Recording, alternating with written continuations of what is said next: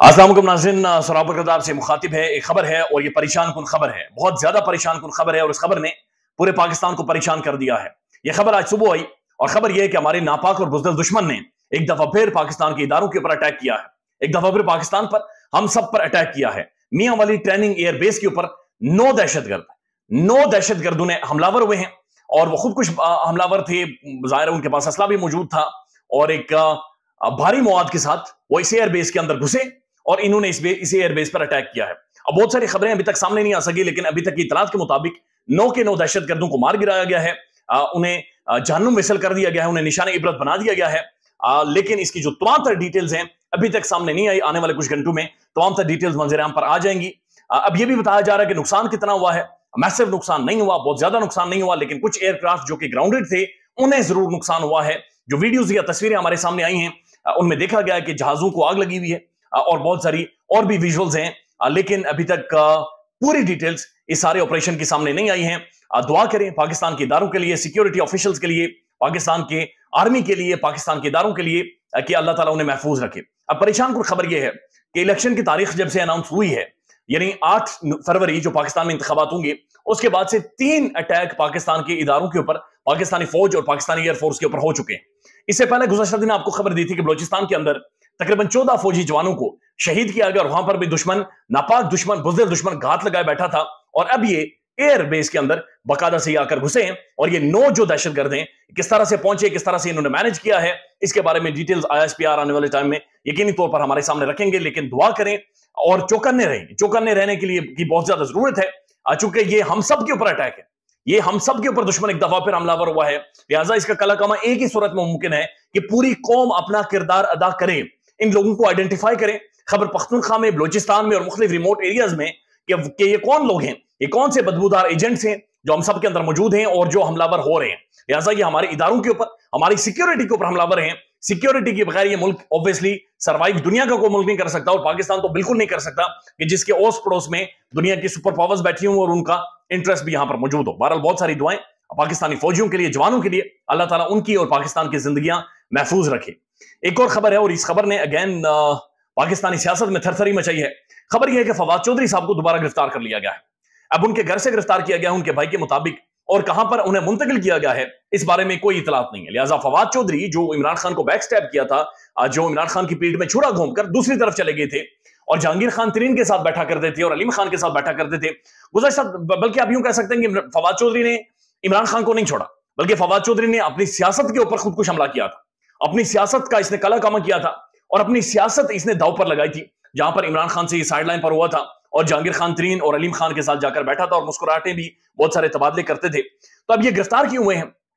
इसके बारे में बेशुमार मुतज़ाद खबरें हैं। लेकिन रिजवान खलजाई साहब जो पाकिस्तान के प्रोमिनेंट जर्नलिस्ट हैं, वो ट्वीट करते हैं कि फवाद चौधरी के ऊपर यह दबाव था कि जो जहांगीर खान तरीन और अलीम खान की पार्टी, पैसे वाली पार्टी है IPP, इस्तेकाम पाकिस्तान पार्टी, जिसे PTI तोड़कर बनाया गया बुनियादी तौर पर, उसके हवाले से आप मुतहर्रिक नहीं है, यानी आप उसके हवाले से काम काज नहीं कर रहे, उसके हवाले से आपने रोला नहीं डाला हुआ, उसके हवाले से प्रेस कॉन्फ्रेंसेस, उसके हवाले से टीवी शोज में जाकर डिफेंड करना, आप हर जगह पर जा नहीं रहे और इमरान खान के खिलाफ बयानियां नहीं आप बनाने में कामयाब हो रही। तो इसका दबाव फवाद चौधरी के ऊपर था रिजवान खलजाई साहब के ट्वीट के मुताबिक, और कुछ दिनों से उन्हें बाकायदे से जोर दिया जा रहा था कि जनाब आप इमरान खान के खिलाफ बयानियां भी बनाएं और जहांगीर खान तरीन और IPP के हक में आप मुतहर्रिक भी हों। साथ साथ ये भी है कि गुज़श्ता दिनों जो मुलाकात हुई थी उनकी जहांगीर खान तरीन के साथ, उसमें मुस्कुरा तो वो रहे थे, लेकिन इतलात ये हैं या ये ट्वीट कर रहे हैं कि उस मुलाकात में फवाद चौधरी ने जहांगीर खान तरीन से कहा था कि मैं IPP के साथ सियासत नहीं कर सकता, यानी इस्तेकाम पाकिस्तान पार्टी के साथ में असल में सियासत नहीं कर सकता, चूंकि फवाद चौधरी साहब और उनकी जो बेगम है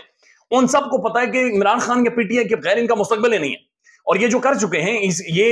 सिर्फ एक सियासी जमात से दूसरी सियासी जमात में जाने का मामला नहीं है, बल्कि ये अपनी सियासत को खत्म कर रहे हैं और ये इनकी नस्लें दोबारा पॉलिटिक्स के अंदर अपनी जगह नहीं बना सकेंगी, क्योंकि पाकिस्तानी अवाम इस दफा चीजों को आइडेंटिफाई कर रही है, देख रही है, और जो भी इमरान खान को छोड़ रहा है असल में वो अपनी सियासत को खत्म कर रहा है। और यही चीज आपने देखी होगी, बहुत सारे लोग जिन्होंने इमरान खान को छोड़ा है उन्होंने सियासत से खैराबाद किया है, उन्होंने कहा हम सियासत ही छोड़ रहे हैं। लेकिन इस वक्त दबाव यह भी है कि आपने ना सिर्फ इमरान खान को छोड़ना है, बल्कि इमरान खान के राइवल, इमरान खान के मद्दे मुकाबल जो पॉलिटिकल पार्टी खड़ी की गई है, आपने उसके साथ जाकर खड़े होना है। और यही दबाव कहा जा रहा है कि फवाद चौधरी साहब के साथ ऊपर था कि आपने मीडिया में जाकर डिफेंड करना है, आपने वही तुंदो तेज जुमले बोलने हैं, आपने खान के खिलाफ बयानियां बनाना है। चूंकि वो नहीं बना, इस वजह से रिजवान खलजाई साहब की ट्वीट के मुताबिक फवाद चौधरी को गिरफ्तार किया गया है। अब एक और खबर है और ये खबर तहरीक इंसाफ के लिए काफी हौसला अफजा खबर है। ये पेशावर हाईकोर्ट का फैसला आया है اور ہائی کورٹ کے سامنے تحریک انصاف گئی تھی اور انہوں نے کہا تھا کہ ضلعی انتظامیہ کو ہم درخواستیں دے رہے ہیں, ہم ان کے سامنے منتیں کر رہے ہیں کہ برائے مہربانی ہمیں جلسے جلوس کرنے دیں, ہم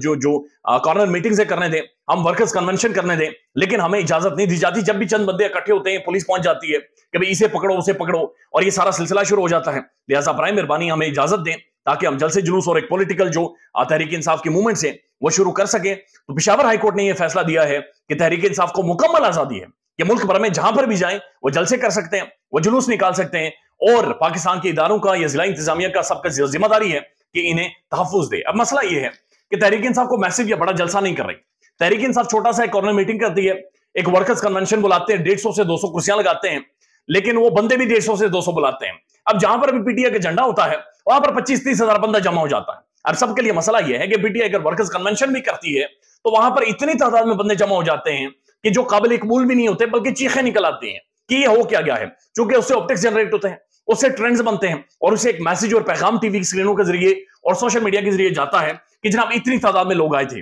لہٰذا بعد میں اگر کسی پارٹی نے انتخابات مینج کرنے ہیں تو اس کے لیے انتخابات مینج کرنا بہت زیادہ مشکل ہو جائے گا. نون لیگ جس کے پاس کھلی فیلڈ ہے, جس کے پاس آزادی ہے, جس کے ساتھ اس وقت حکومت مکمل طور پر سپورٹ کر رہی ہے, بندے لا کر دیے جا رہے ہیں, اس کے باوجود بھی وہ جلسے نہیں کر پا رہی, اس کے باوجود بھی وہ باہر نہیں نکل پا رہی. لیکن ایک ایسی پولیٹیکل پارٹی ہے کہ جو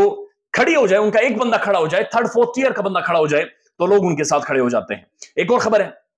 اور یہ اگین پی ٹی آئی کے حوالے سے ہے, اور خبر یہ ہے کہ جو توشہ خانہ میں عمران خان صاحب کی نااہلی ہوئی تھی, سزا تو خیر ان کی ضمانت ہوئی ہے, سزا معطل نہیں ہوئی, لیکن نااہلی ہوئی تھی, اور جو بنیادی سزا معطلی کی جو درخواست تھی عمران خان صاحب کے حوالے سے وہ 8 نومبر کو لگا دی گئی ہے. اب یہ اہم ترین درخواست ہے, آ چکے اسی سے ڈیسائیڈ ہوگا عمران خان کا فیٹ. عمران خان کو توشہ خانہ والے معاملے میں ہی نااہل کیا گیا ہے, اور ہمایوں دلاور صاحب نے تو جتنا ان کا ہاتھ پڑتا تھا انہوں نے اتنا ہاتھ ڈال کر عمران خان کو سزائیں دی تھی. لہٰذا 8 نومبر کو عمران خان کی توشہ خانہ کی مرکزی اپیل سنی جائے گی, اور اسی سے معاملہ ڈیسائیڈ ہوگا کہ عمران خان کی نااہلی ہونی ہے یا نہیں ہونی, یا عمران خان نااہل ہوں گے, انتخابات لڑ سکیں گے یا نہیں لڑ سکیں گے. لہٰذا اگر تھوڑا سا بھی ہواؤں کا رخ بدلا اور اسلام آباد ہائی کورٹ سے ڈیسائیڈ ہو گیا کہ عمران خان کی نااہلی بھی ختم کی جاتی ہے اور سزا بھی, تو اس کے بعد آپ خود ہی سوچ سکتے ہیں کہ پھر